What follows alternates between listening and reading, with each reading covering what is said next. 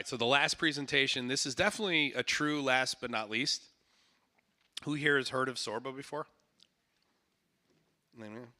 So SORBA, they're the OGs in the AI space in industry.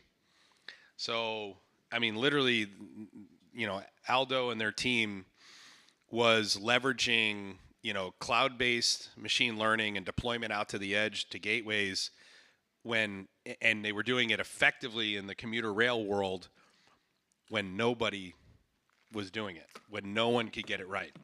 So I don't know how long ago it is I met you guys, but you know, we're talking 6-7 years at this point. So this will definitely be a great presentation. The SORBA.ai platform is incredible. They were at ProveIt in February. They're going to be, you guys are going to be at ProveIt next year too as well? Yes, sir. But this is Aldo Ferrante, who is, you're the founder of, co-founder of SORBA.ai, and Brian Thyken. Okay, so these guys are going to present for you what problem they're solving, how did they solve it, how long did it take, how much does it cost using their platform. So thanks, Aldo. All right, you all hear me? Yes. This slide's up. All right, pleasure. Thank you everybody who's here. Yes, it has been a long, very amazing week. My name is Brian Thyken. This is Aldo Ferrante. As Walker said, we're going to dive into SORBA and our no-code platform. We're going to cover a lot of stuff, but it's hardly all-inclusive. So I'm going to do a quick intro of what the company does. Aldo's going to show how we're going to connect into the ProveIt MQTT project, both through our data sync and our IoT connector, which allows you to connect all sorts of things. I am going to build an anomaly detection model on our cloud platform. Then Aldo is going to build some advanced process optimization on our on-prem solution. And then we're going to show you in Ignition how you can replicate these models at scale, as well as look at our MCP and GPT piece in our software. So to give you a high-level idea of what SORBA does, we are an end-to-end AI ML platform. So everything starts with connecting to data, whether that's your CMMS system, to SQL databases, to your historian, or all the way down to IoT devices like vibration or flow meters or PLCs. We take all that data in. We have an auto ETL that cleanses all that data and gets it ready for AI and ML model development. Then you go into our no-code AI ML project builder, where you go through and build projects, and you have to learn basically 6 different principles of how models are built from a data science perspective. Once those models are built, you deploy them to the edge, and then you can put them into either open loop or closed loop control with an auto retraining function inside it, so you don't have to worry about retraining that data as it runs. And then we have the ability to replicate that across scale, whether again it's on-prem, in the cloud, or in a hybrid environment. Here's the architecture that we have built for this demonstration that we're going to do. Very similar to what we did in February, but basically matching everything together. We also have a native integration into Ignition, so you can do most of the functionality that you're going to see today, and Aldo's going to do most of his demonstration in Ignition to show you how you can build the same models directly in your Ignition UDT. I'm going to switch to the other screen. So, Aldo, over to you. Thanks, Brian. Just to start off, just want to give you a little background. We actually started the development of this 10 years ago. So you can imagine 10 years ago, trying to build an AI solution, trying to figure out how to do data streaming, data ops, data filtering. It was a challenge when nobody really understood what the heck to do with the stuff. So it's been a long journey for us, and this product is really complete in the sense that we've kind of thought of everything. When you're building an AI solution for manufacturing, there's a lot of pieces. So there's a lot to cover here. It's probably the hardest topic to cover at the last day, but we'll do our best. So what I'm going to show you now, is it up? Is it's a web interface, and you configure it through a browser, and you create an asset. And an asset can be defined as anything: a machine, a process, a component, a factory, whatever you want to call an asset. And within that asset, you can create different types of things. You can create alarms, create applications. Channels are for connecting to PLC, so drivers are built in. You can connect to all the automation controllers. We also have a connector. So connectors are more for higher level OT type connections. Let me click here. And the way this works is you have a data source, you click a data source, and I'm not going to go through the whole process. We have built-in, we call handlers, and these can connect to different types of sources, anywhere from MQTT, Sparkplug. We got historians, Azure, Google, AWS, SQL, Kafka. So all of these connectors are built into the product and allows you to unify that data, because really the reality is data doesn't just live in a PLC, it lives in many different areas. So when you're trying to do an AI solution, you're trying to encapsulate all the variables that you need to predict and solve that problem. In addition to, you click on a source or destination, you click where you want the data to land. So in this case, we landed on SORBA. But in between, you can process that data in stream. So we built in several different type of data processors. So you can do arithmetic, data filtering, transformations. If you've got a vibration sensor and you want to transform it to an FFT, you can take that FFT, decompose it, use it in a machine learning algorithm, and allow you to detect different types of faults on equipment.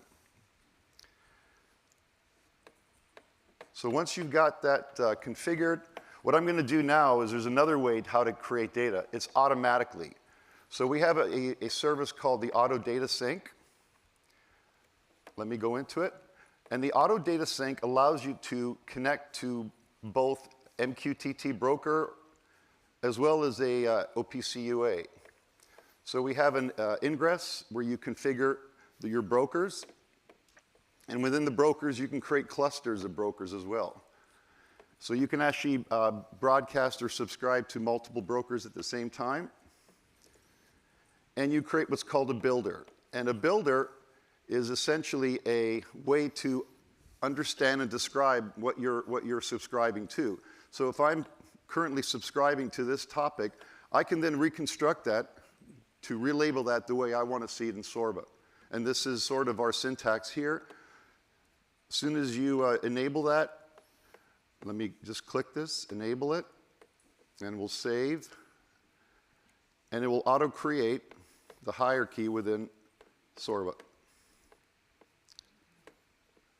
And then you can go into your asset here. I've got already one called, I'm connecting to the laminator. You can see it just popped up.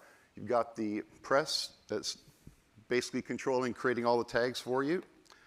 And what I'm going to do now that I've showed you that, I'm going to take that laminator data, and I'm going to use that data to create a model. So I'm going to create an OEE predictor. Where you use this and how you use it, I mean, there's so many applications for AI. Predicting, doing classification when you want to detect different failures. You can use it for clustering, building anomaly detections to understand the baseline of your systems. And then the one that we've actually, our own special sauce is our own APC optimization. So now we have a very high-level, sophisticated, advanced process controller that you can use to help optimize a process. So to do that, you go into the AI trainer. So remember, we have our hierarchy, we have all our tags, we create a data set. And the data set is a snapshot of history. So we'll just call it data 1, just for the sake. You can either import it from a CSV file or directly through our, what we call our hot data, which is in our internal time series persistent database. And then you can select your asset. I'll just pick one for now. And you pick a snapshot. How far back do you want to create that data set? You pick your variables.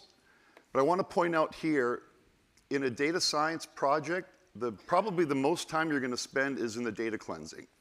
We've been through so many of these projects, and sometimes half of that data is really just garbage. And it's also the reason most of them fail is that they don't get through that step. Yeah. Right? Garbage in, you're going to get garbage out. So what we do is we can, when you're doing a machine learning model, that data has to be aligned. It has to have no nulls. So we have a process here that you can discard the records with all the nulls, or you can replace it with a mean, a variable, a value, or the previous value. I know in Ignition, the default is to do it on change. So if different tags are recording at different time intervals, replace the previous will just fill up all the gaps for you. The more advanced data cleansing is we have this correlation analysis. So we do correlation in all those inputs, and we do what's called a data quality analysis. So this will determine outliers within your data. So you can either choose to filter that out. In some cases, you may want to, because those could be valid anomalies. So you may want to include some of them. We also do contribution analysis. This will determine the impact of every single input against a target. And then data drift. Data drift is really important because when your data that you're training may have a certain behavior, it could be seasonal. So that data could be drifting depending on whether it's raw materials, operational issues, environmental issues, calibration problems where you may have sensors that start to go out of calibration. So data drift will detect that. So I'm just going to go into one of the data sets that, let me see here. Sorry guys, wrong one here. Okay. This one here is the laminator data that I imported. We'll explore it. When you explore the data, you can look at it as a trend, as a scatter plot. If you want to do a three-dimensional view, you can look at it, bad parts. Is this after processing? Or this is only, yeah, this is importing. Importing raw and then processing the data for the data quality, data drift. We haven't done any AI yet. And the second thing, yeah, just creating. I'm sorry, go ahead. Yeah, just creating the data set, doing that initial cleanse, the auto ETL. And will data drift pick up things like micro seasonal behavior? Not so when you say seasonal, you know, seasonal at the annual, quarterly, monthly. Mm-hmm. What about within shifts? Like one of the things that we see is that operators are less reliable an hour before break, right, and they're unreliable an hour after lunch. Does your analysis pick up when you're looking at like MES data?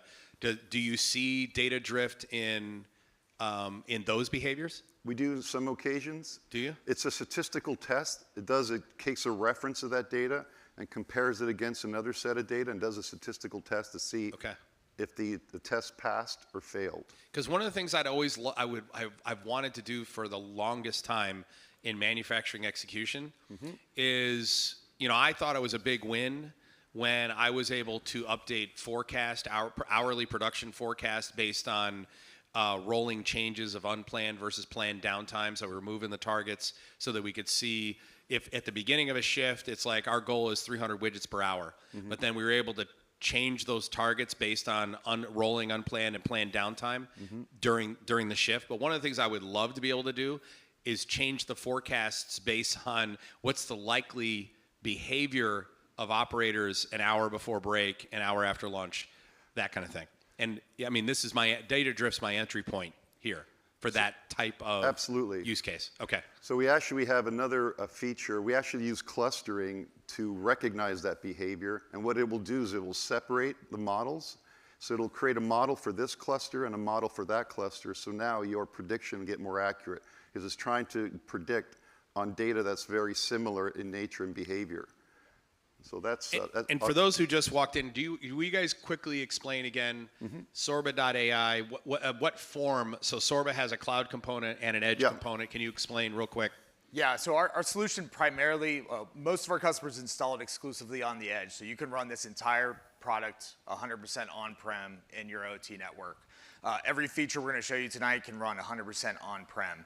But we do also have the capability of running this in a hybrid environment. So if you have an enterprise across the globe, or you can run it exclusively in the cloud. It really depends on your choice. But most of our customers run this 100% on-prem, connected to their systems so that they don't have to worry about that cybersecurity risk. And so far, they've connected to the MQTT broker.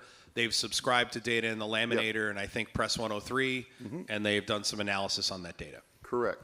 Yeah, you can see these two big boxes in front there, Stratus. We're actually running the whole AI platform on those boxes with an Ignition gateway. So it could be completely on-prem behind your firewall.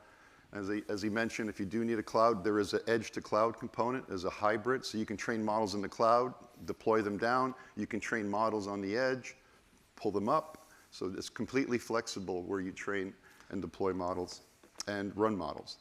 So this is the data quality. So it'll automatically show you where the data quality did not pass, so the red. And you can select the actual where those anomalies are occurring. And it'll outline for you. My mic go up? There we go. It'll outline for you where their data quality did not meet the standard. The data drift, believe it or not, because this data doesn't have a lot of movement in it, it pretty much passed the drift. So that statistical test, it does it on every single input, and it'll give you a red or green, whether it's a pass or fail. So we haven't done much there, no magic there other than a lot of calculations. So let's now go into creating a project. So in a project, which is tied to that data set, we'll create an OEE prediction. I can't spell OEE, let me see, here we go. All right, so this OEE prediction will have these features. You can either select or unselect. So you can also create rules around that. So for example, your laminator, you want to only create a prediction of the data when the laminator's running. That could be one rule. So you don't want to predict when the laminator's not. You can also add synthetic tags.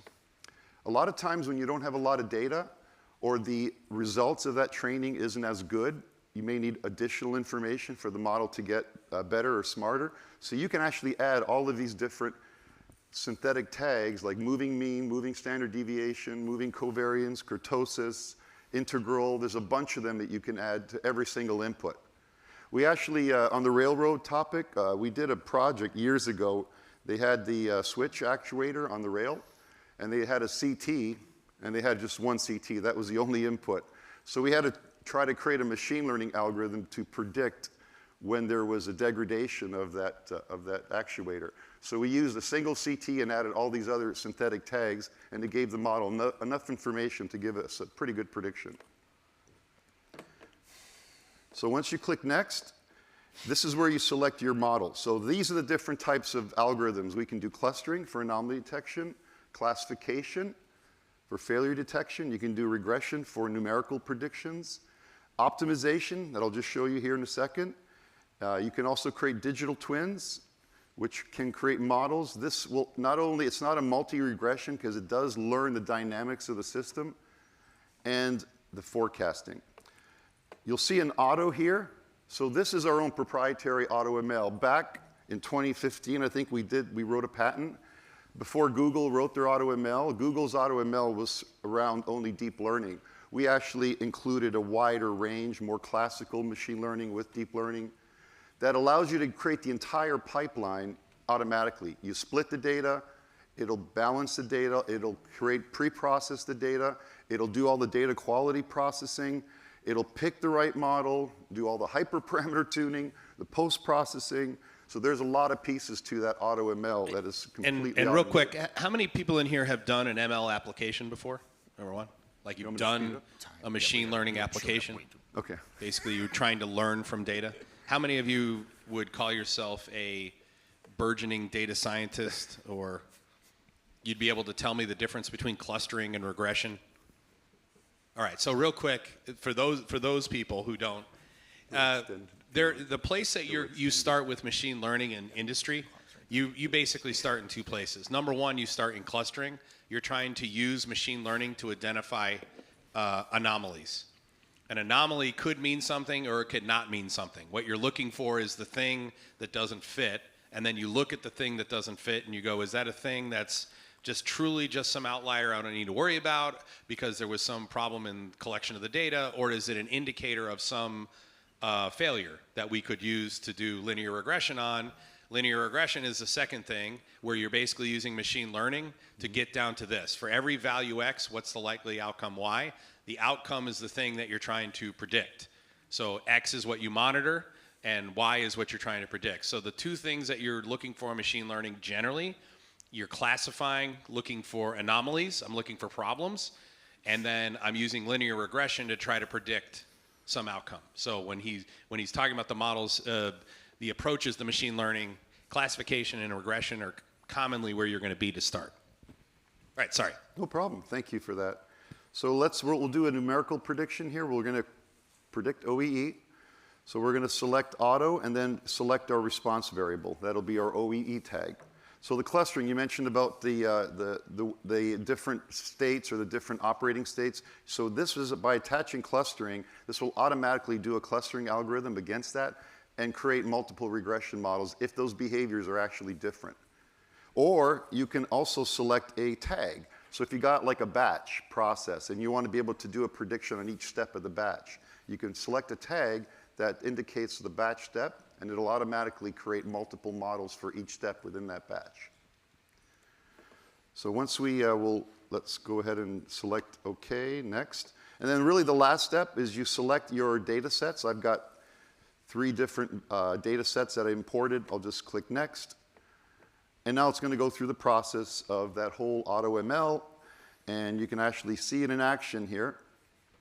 And you can also watch it as it goes through the data cleansing, doing the pre-processing, all of the picking the models, the hyperparameter tuning, as I mentioned. So all of that is, will be an automatic function.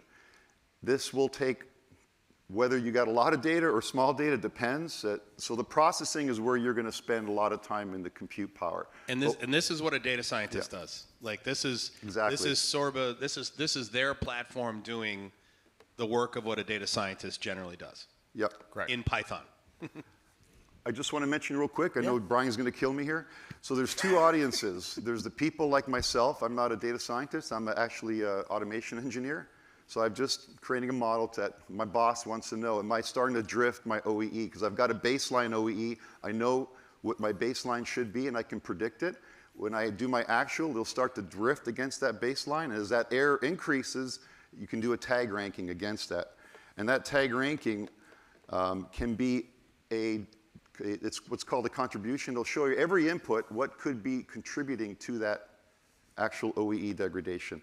For the people that are data scientists, you can also create your own models. So we built this for also ML engineers. So you can actually go to Git, pull down your Git code, plug it into our system, and we'll encapsulate that in the model, and it'll become part of that library. Now, the user can go and pick your custom model. If you're building a transformer or a deep neural net, you can now utilize this architecture to build custom models.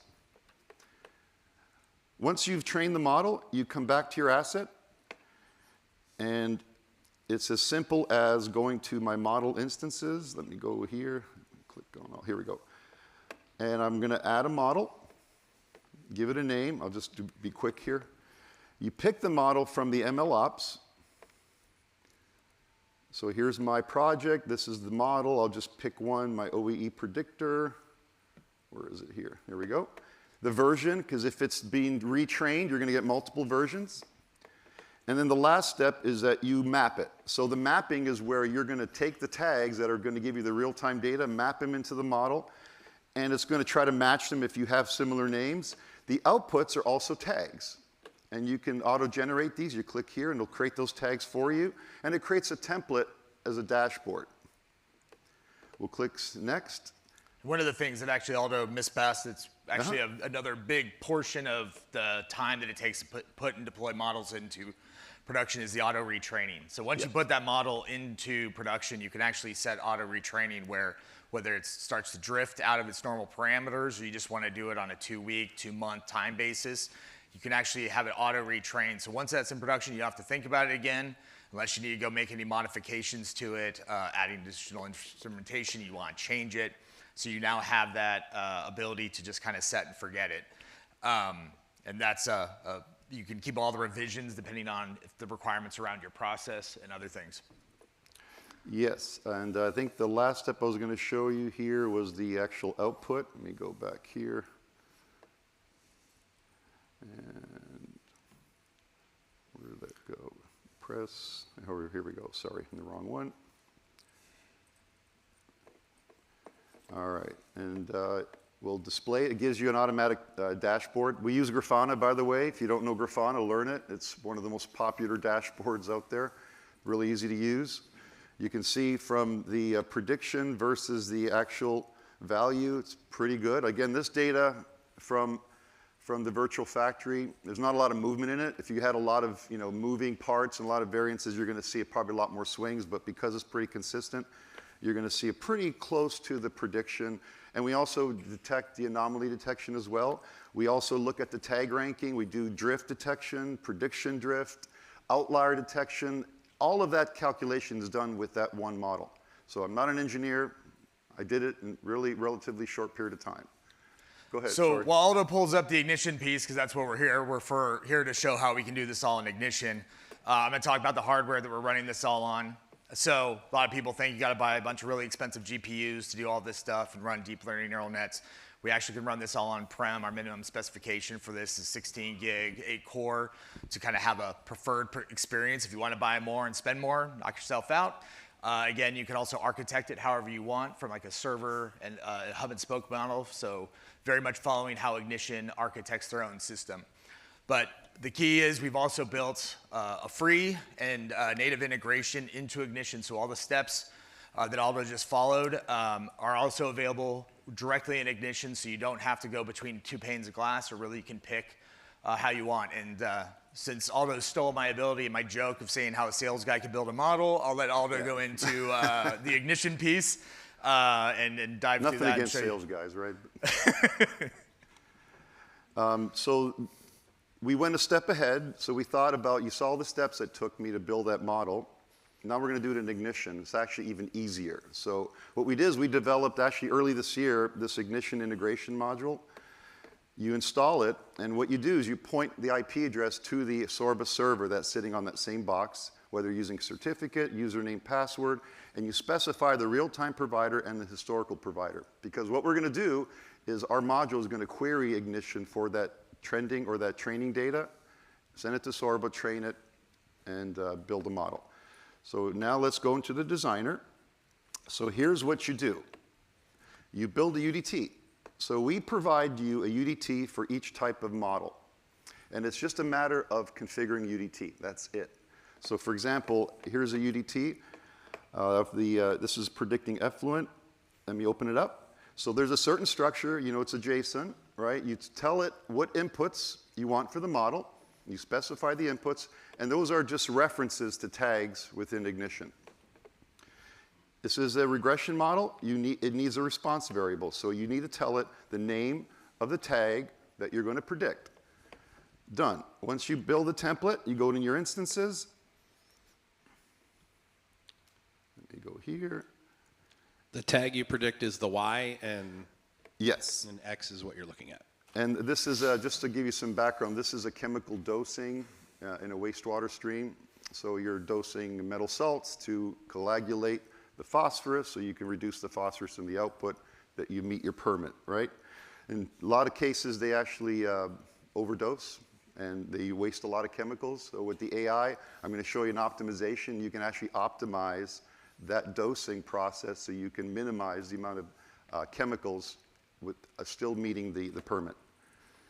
So the last thing you do, once you put your inputs in, you then set your start date and end date. Let me click on. So you give it a start date for your training data, and then an end date. And then once you set that up, you then click. There's a button here called Initialize Training. So once you initialize that, it will start doing the training process, and it will generate a series of outputs for you. So all of these tags that module created was part of that model. And you don't have to do any of this stuff. And once that is done and trained, you can then pull up your neat little Ignition. It trained from the historical provider, right? Correct. Yes. Yeah. In fact, let me do one, because I'm trying to cut time here. I apologize. No, you're good. You're good. Okay. You've got time. All right. So I'm going to call this, I'll just call it 2 here. So I already got the tags configured, right? I just need to set the training data. So let my start date, I'm going to pick from 12 a.m. and my end date until now, just a little bit of data. Next. And then we go into our model. Where is it here? There we go. And let me go to the training. And you click the little checkbox, and you'll see it starts that message on the bottom of that. You'll start to see that, hey, now I'm requesting data. So it's in the process of querying the historian. It's going to create a data set, send it to SORBA. SORBA is going to train the model, and once that model's trained, you'll see it says model training is done, and it'll generate all those outputs. And again, you're dealing with tags. There's really nothing, there's no code, there's no configuration, it's just a UDT that you configure. It's that simple. I'm going to show the optimization, Brian. Is that okay? Yep. All Pull right. up the graphic. Excellent. So, yeah, let me show you the graphic real quick here. Here we go. So in this model, here we go. So I'm predicting phosphorus, and there's the real phosphorus. And you can see that it's pretty close. It's not too bad. Again, depends on the data. AI, machine learning, I can tell you from what little I know, it's an iterative process. You can train a model with the data that works really good with the data set you have. You take it to production in the plant, and it doesn't work very well. That's the reality of this stuff. It's all about the data. So you may have to change the model, maybe change some of the hyperparameters, maybe retrain it. It's an iterative process. And the reason this tool, because I actually invented a branding name called We Make Smart Simple, to make it simple enough that you can iterate through the process and eventually come out with a good model. But sometimes it'll do it one shot. Sometimes you need a couple of times to do it. It all depends on the data. One other thing, too, to touch on that is you don't need to have tons of data to get started. Part of what we've built here is the ability to get started off of very limited data. We've built models on 2 hours worth of data. Mm-hmm. The ability to be able to auto-retrain and ingest that data as it's coming in, allow it to kind of iterate on its own, learning from that new data allows you to go out and experiment faster, kind of get to failure quicker, and then reiterate on that model. So instead of taking months or years to do it, you can get to it in days or hours to that result you're trying to find. And if it does work, build something new. The tag ranking you'll see here is your contribution. So as that prediction occurs and you start to drift, the tag ranking is your root cause analysis. And now this is going in fast forward. Obviously, you may not be predicting that quick, but this is a really good tool to tell an operator something's going on with the system. I don't know which one it is, but using the tag ranking, I can now pinpoint and try to get to the root of that problem fast. And the last thing I'll show you, right, we'll have one more. You want to do the MCP and GP? Yeah, I have one more in the MCP. So and then we have the video piece. I'll throw the slide up real quick to end it out.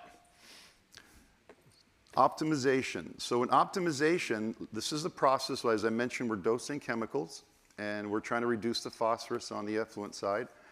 The algorithm, you give it an objective. You say, my objective is to minimize phosphorus on the effluent side. What are my control variables? It's the pump set point. It will find the optimal conditions in the range, in the high and low, and it will recommend a set point. That set point can either be just displayed on the screen, let the operator change it. You can also close a loop and tie that back to the process. So now the AI is modulating that pump. And the way we do that, if there's a PID loop in the controller, we don't touch the PID parameters. We're actually adjusting the set point to compensate for the PID controller. So we don't try to intrude with the actual control system. And that's, I think, it for that piece. If you want to do the MCP piece? Or? Sure. You want me to cover that real quick? Yeah, I'd love it. And while he's doing that, for those of you who, so obviously everybody's new to machine learning and artificial intelligence, although they've heard the buzzword a million times.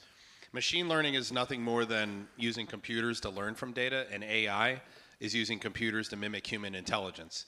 So, but because you're using computers, you have to go through a series of steps. So most people, when they are doing machine learning applications, they start with anomaly detection, because anomaly detection gives them the ability to investigate the things that they might want to predict using the simplest version is linear regression. And then you use linear regression to predict the anomaly, the bad outcome, and then you use optimization to mitigate the bad outcome. So it's a series of, they work through a series of steps here where you're using AI and machine learning in multiple steps to solve a problem. Okay. Can I show this one screen? I've spent a lot of time building this. Yeah, let's do it. Let's see this, man. I'm not a SCADA guy, so I just. This is the replication part? I'm actually impressed with your visualization since I know you're not an Ignition I am, guy. yeah, I'm not, but we do have Ignition people, but I'm not that guy. So what I did is I built a faceplate for the anomaly detection. You can see this is a VFD. So all of the inputs to the VFD is being processed. The anomaly score is this percentage, that trend. Once that anomaly score starts to elevate to like 80%, that will tell you there's an abnormal condition occurring. And then the tag ranking, in this case temperature, is elevating, giving you an indication that could be a temperature issue with that VFD drive. Now, You can scale this. What I did here, I did a little visualization thing, and by just simply cutting and pasting those instances, it'll automatically create a model. So if I copy that one and paste it, voila, it appears. And I think I used a parameter in Ignition to redirect the inputs. I learned that one. And when you do that, it actually starts retraining now on that asset. So you build the initial model and say you have 30 pumps. You build that one model, and now you're able to take that initial training, the initial configuration, and now scale it across your assets with a click of a button. And that will now then start retraining on that individual's assets data coming in. So your module is detecting the new UDT instance in the tag provider, and then it's just auto pumping it over here for the training. All on-prem. Okay, awesome. That's sick. Yeah, and I put little switches there. You can see once I flip that bit, it'll start to train and give you that the new model that'll replace it. One of the things with the auto learning feature, as Brian mentioned, is once that auto learning is done, if the new model is better, it'll replace it. If it's worse, there's a rollback function. So it'll always give you the best performing model. All right, so let me jump into the MCP. So a little background on MCP. So we actually opened up our architecture. Every single service within SORBA, there's a REST API. So now you can completely use that architecture as a service and make deployments and fully automate deployments with our product. The MCP was started back early in the year, and we are exposing our endpoints to the MCP. So you're going one-to-one method to tool? Correct. Okay, awesome. We're releasing an agentic framework. So agents will be the key to where this technology will lead, because agents will start to look at things and automatically detect, hey, I see a problem here. I'm going to create another model to sort of optimize that condition. We are developing this agentic framework, and what I want to show you here is an agent that will automatically create the model too. So I'm going to say create. I got to read because my glasses are bad. Create an anomaly detection model for asset. I have one called HS pump, which is a high service pump, and use all tags in tag group in. You got to give it some detail. Right now, yeah, you can be a little bit looser in the future, but now you got to give it a little more detail. And use the last 1 hour,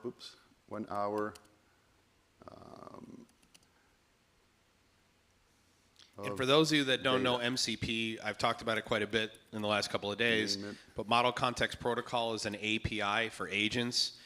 You're probably most familiar with using ChatGPT. You're actually talking to an agent when you do that, and its context is limited to what you say and what it has responded. Model Context Protocol gives that agent the ability to plug into software. And so its context is changed by the software it's plugged into. So this agent knows things that you didn't tell it. For example, that it has all these tools that have been developed in the SORBA.ai platform that can connect it to the API. And the tool tells the agent what to do with each of those tools. Okay. So and also another point is this is also running on-prem. So this is something you can keep on these two boxes right here.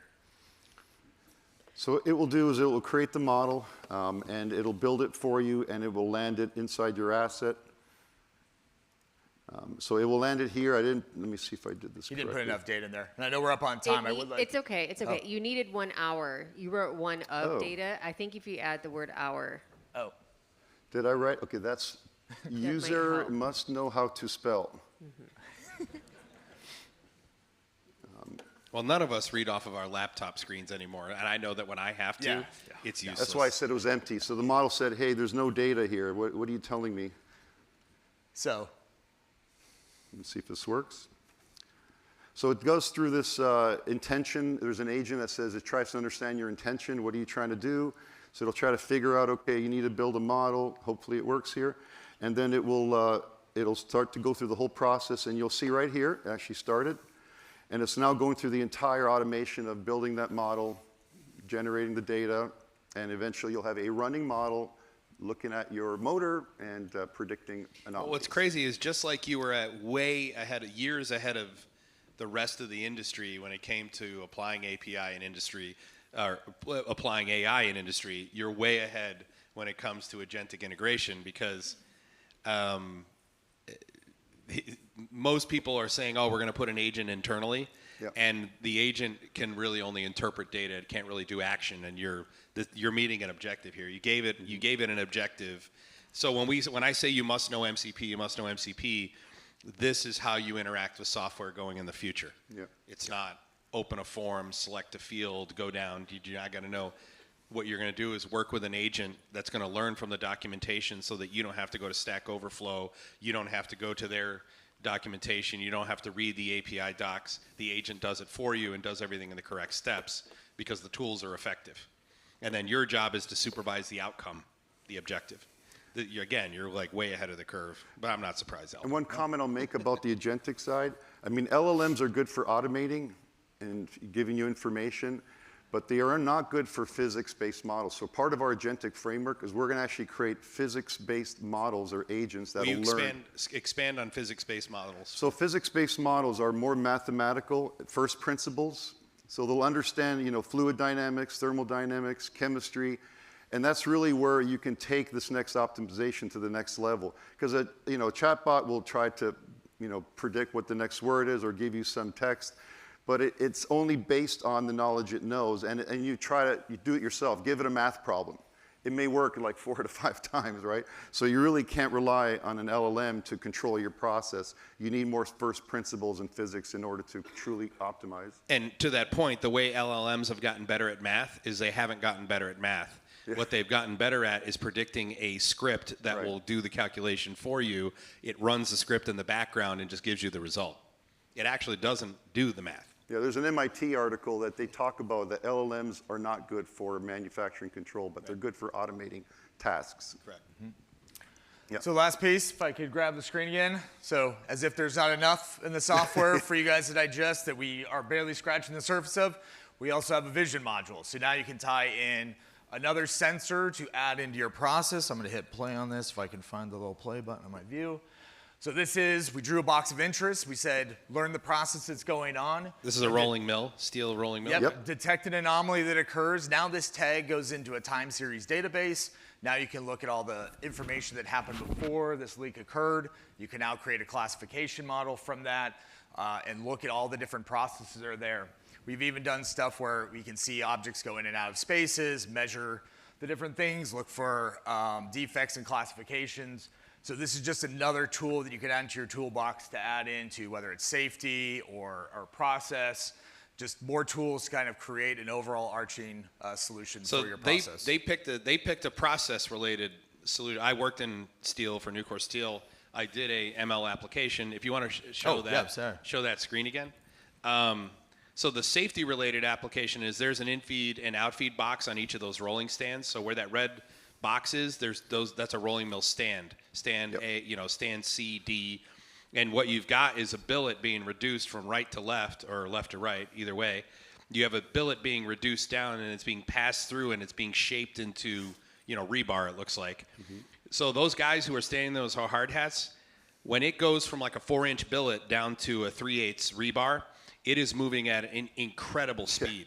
And when there's a wreck, that is 2,000 degrees spaghetti that flies everywhere. And so one of the big things that the steel industry has been trying to figure out is how do we predict where in the feeds in between the stands so that we don't kill these guys with 2,000 degree steel when it crashes. And so in general, they just keep the guys away. They keep them away from the rolling mill. But ideally, you have them there. What they're doing is they're doing a stick test.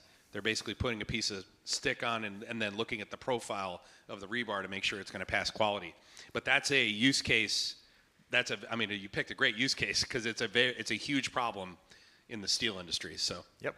This is fantastic. All right. And just like Ignition, we have a 2-hour license. Please click on that QR code. You can download it for free. You restart it. You can run it on your on-prem. If you have any more questions. Is the module available in the module marketplace, or do you go to your website to get it? It's our website. Go to our website. So you're going to go to SORBA's website to get their ignition module. Download the SDE first, 4 different flavors you can download, and then install the Ignition module if you want to connect it. And then documentation, obviously.